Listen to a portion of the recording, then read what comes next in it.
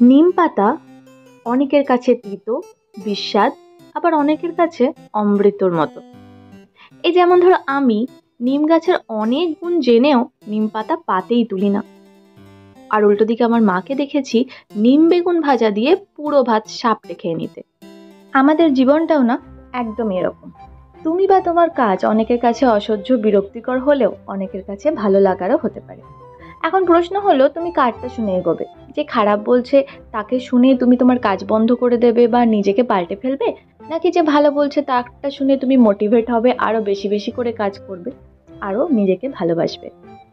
আমি বলি কোনোটাই করার দরকার নেই। দিনের শেষে নিজেকে প্রশ্ন করো, নিজে স্যাটিসফাইড কিনা, তুমি নিজেকে কতটা ভালোবাসতে পেরেছো।